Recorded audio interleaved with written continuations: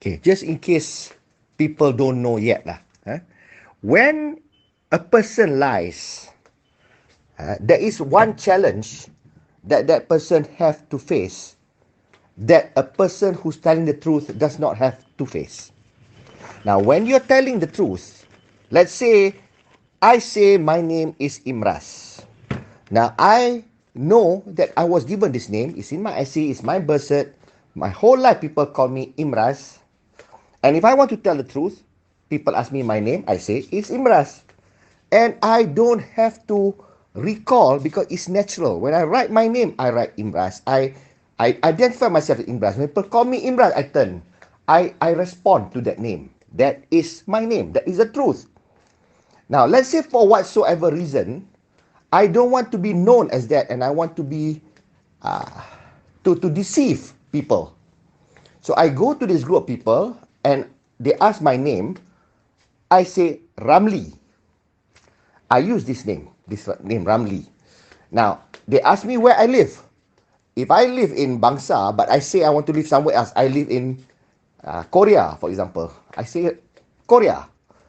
Now, if I answer all truth about myself, where I live, my name, who my family is, who my father is, who my mother is, where I went to school, where I work, I only need to remember a set of information about me, and that has been consistent, that's been with me for the past decades of my life.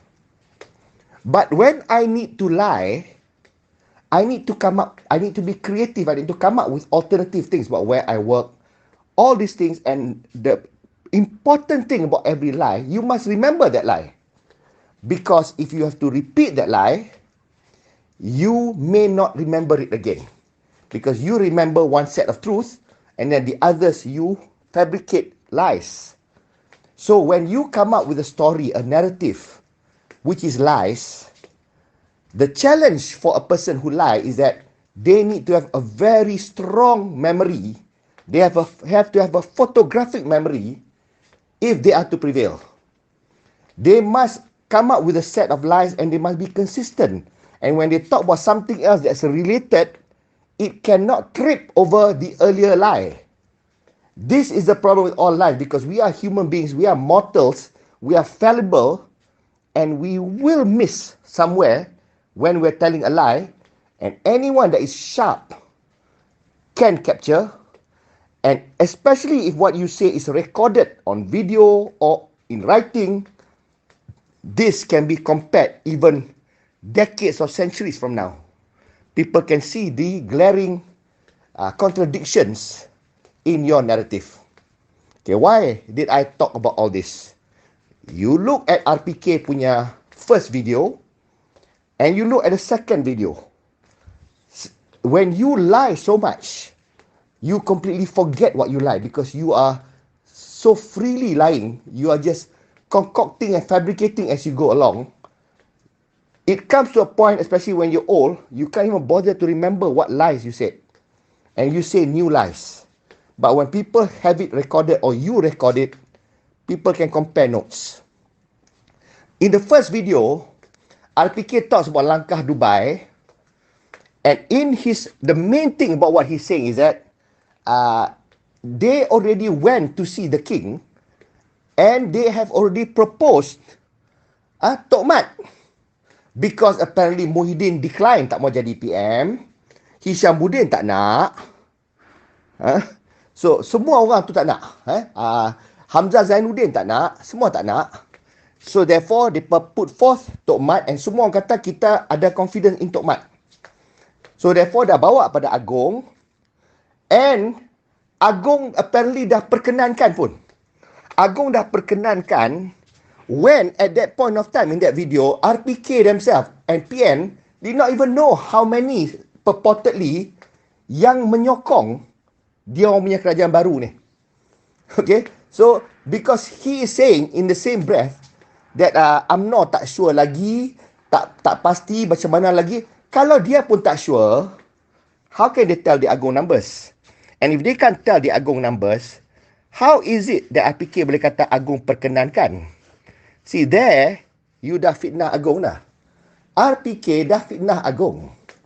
and wait when the istana comes up with a statement. Okay, kalau istana get word of this, they will certainly clarify. Okay, so RPK nak jawab apa, I pun tak tahulah.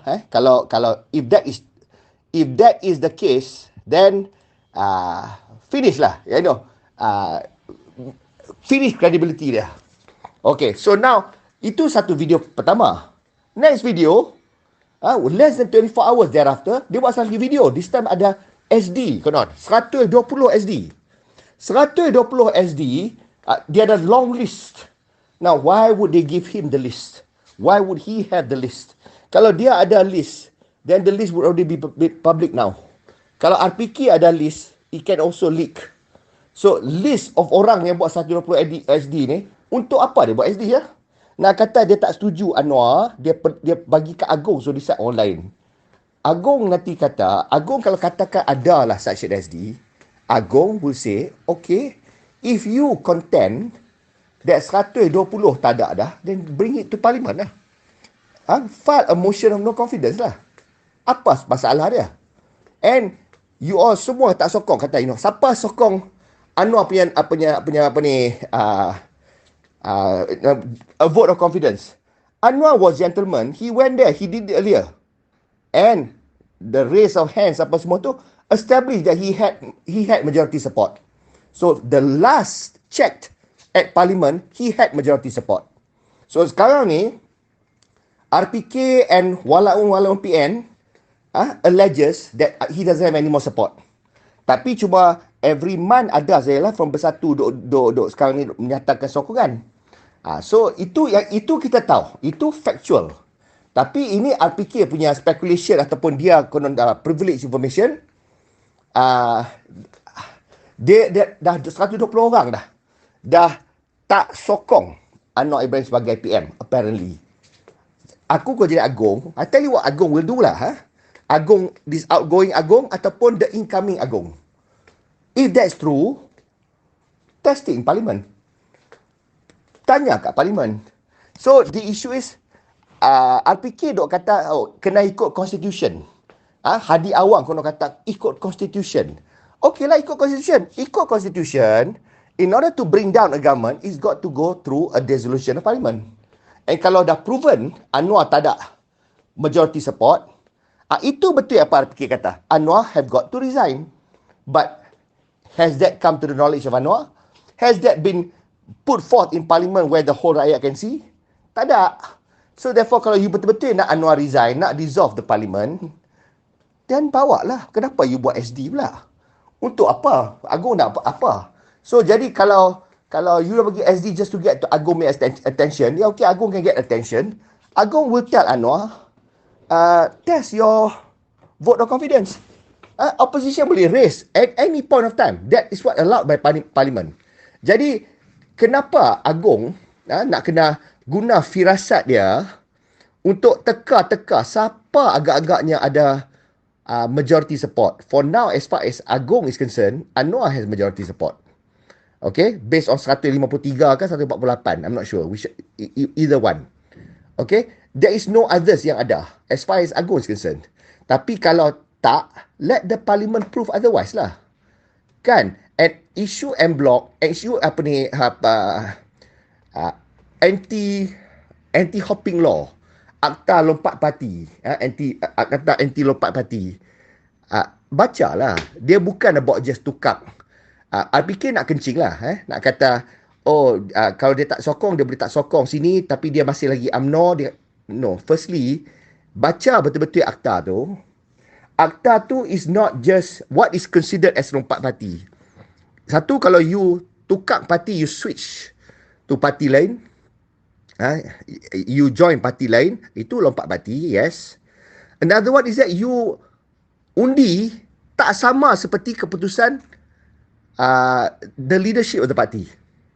So kalau itu pun constitute sebagai lompat parti, and you lose your MP seat. So jadi apa yang RPK nak kencing? Dia nak kencing pada most of the rakyat Malaysia yang tak baca akta tu. Baca akta tu, ada dua part. Second part, kalau you buat a decision tak sama seperti parti that fielded you for the position yang you menang tu, you considered also terkeluar parti. Terkeluar parti and when you terkeluar parti tu, you lose MP seat. And bersatu, dia menyokong PM. Bersatu tak ada that rule of bersatu tu where you tak boleh sokong orang lain sebagai PM. Tak ada. So therefore dia nyatakan sokongan dia. Dia bukan join PKR. Okay. Tapi as far as UMNO and BN is concerned, Zahid Hamidi sebagai ketua BN dah dapat watikah daripada semua yang fielded. Termasuklah Hishamuddin, Ismail Sabri, semua tu mereka bagi kat dia surat menyatakan yang dia bagi decision dia orang to be dibuat by the party head, which is Zahid. So based on that lah Zahid bawa pada Agong, and therefore 30 seats is deemed supporting Anwar. Agong accept that. Agong tahu benda tu. Agong tahu apa maksud akta lompat parti. So therefore Agong tahu lagi 29 orang tu, maybe some tak setuju Anwar jadi PM, tapi by virtue of them being fielded, it means that they have, and then they have given surat pada Zahid. That surat tu dia dah surrender dia punya decision on siapa untuk dipilih sebagai PM kepada Zahid. Therefore Zahid get to decide on their behalf. That's it. For now, nothing changed. It still stands. Nothing changed. Jadi kalau katakan nak kena pergilah pada to parliament and to test, so be it. Agong is not going to stand and subvert the process of democracy. So therefore dia kata go and do whatever you need to do. And when that is proven, then you bawa keputusan to me, then I will make a decision. So kenapa RPK nak skip satu step, terus pergi and nak buat lagi pintu belakang punya government? This Agong is not going to layan. Okay, so nice try lah nak kencing. And sekarang ni 3 calon tu apa? Dr. Sam, Hishamuddin yang kata tak mau tu, Muhyiddin yang kata tak mau tu, 3 tu dia propose. Now Michael say what happened to Tok Mat yang Agong dah perkenan konon? Kenapa there is not one of the 3 names? So nampak RPK kencing dah kantoi. Kan? You can't even decide to be consistent on who you say the calon Perdana Menteri is. Sebelum ni punya spesifik Tok Mat and Agong dah perkenan. Nombor saja nak confirm. Sekarang ni nombor dah confirm. Tok Mat main nama tak ada dah. Ada Dr. Sam, ada Hishamuddin, ada Muhyiddin balik. I tell you, this RPK, he is just relentless lah. Cubalah macam mana pun. Lepas tu nak kecil, kata, oh that's it, nak tumbang dah. Dalam berapa minggu, minggu depan nak jadi. Tunggulah minggu depan, you see what happens. Nothing dia sembah. Dia sembah nothing to the Agong. And kalau sembah ke Agong, Agong kata, untuk apa ni? What's the point? What's the problem with the Anwar government? Agong akan tanya tu. And secondly, kalau betul-betul semua tak sokong dia, then fine lah. Tapi kalau kita 120, maknanya masuk Sabah Sarawak semua. Why would Sabah Sarawak want to kick out Anwar Ibrahim? Kenapa nak keluarkan Madani government? He appointed a DPM from Sabah Sarawak. Dia baru agree to the MA63. Royalty minyak pun dah bagi pada East Malaysia. So they already got what they wanted. So kenapa? Apa reason dia nak tukar pula government? Tak logik langsung. You wait lah. Because you tengok Abang Jo cakap. Abang Jo kata buang masa. Apa benda ni? Abang Jo host Sarawak lah. Dia pun kata merepek. So orang duk merepek and banyak MP dah mula refute dah. So RPK is really desperate. He is putting all his reputation at a stake now. A very high stake. And sekarang ni dia make credibility is going to go down the parade. Is the matter of next week. Tunggu next week. Next week, kalau tak ada perubahan, tak ada change of government, then you will know RPK stands for kencing. Kencing saja. Temberang. So, orang pun dah macam tak apa ikut, and it's a wonder. It's not a wonder also lah why Palace tak respond to RPK sekarang pun. Slowly dia punya followers pun akan kurang. Tapi cukup lah. Lepas ni, I don't know whether there's going to be a third video by him or not. And apa dia nak temberang lagi? Apa lagi dia nak cong? Dia nak come up with siapa pula lagi calon Perdana Menteri? 120. Betul, yang teruk ya nak cerita pula Anwar pergi and Hadi kata Hadi sakit tu, tenat ke whatever, PAS tak perlu nak beli MP. Hadi firstly dia fitnah Hadi pun. I know for a fact Hadi will not say that. Orang datang visit dia akan terima orang tu visit. That's it. Dia ketepikan semua. He's not going to be that kind of a bigoted kind of person to say that to Anwar. No way lah. He would not burn the bridge that way. Jadi, RPK ni punyalah despicable. He can make that kind of story. Yang Anwar pergi, Anwar dipulaukan. I tell you, to me, this is an all-time low lah for RPK. I give up lah this guy. Assalamualaikum.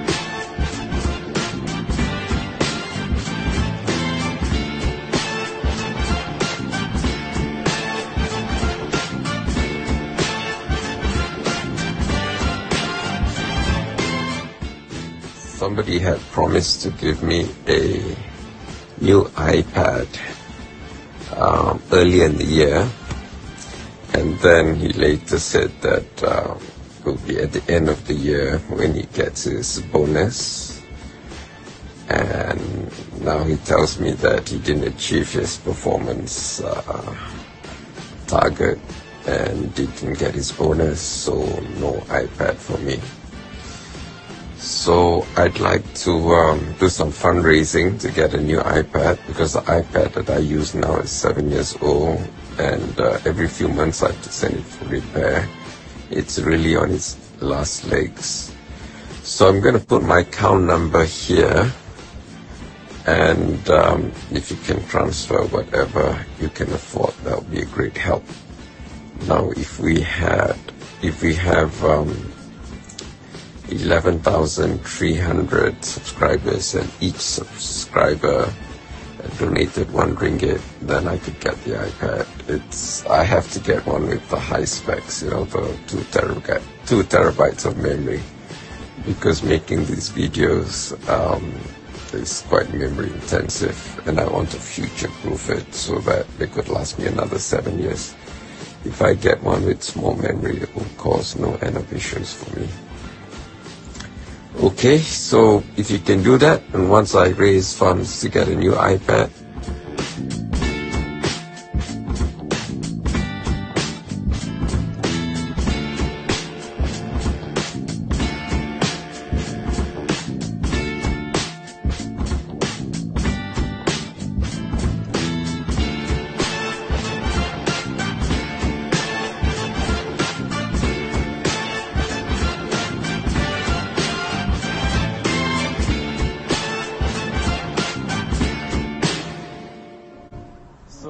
if you have any interesting ideas that can help build a better Malaysia, please put them in the comment section.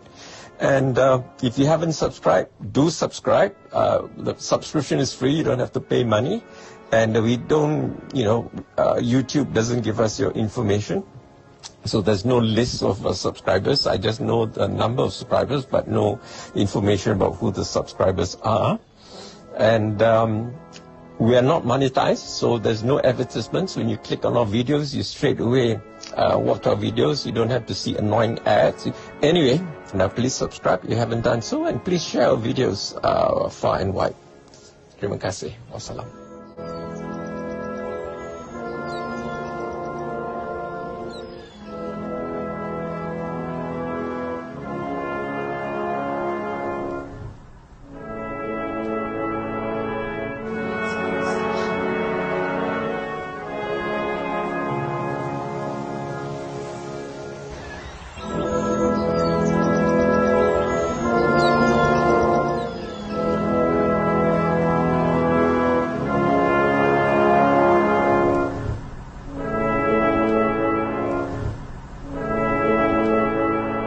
If anything in this video resonated with you, be sure to like it, share it with your friends, leave a comment. And as always, don't forget to subscribe.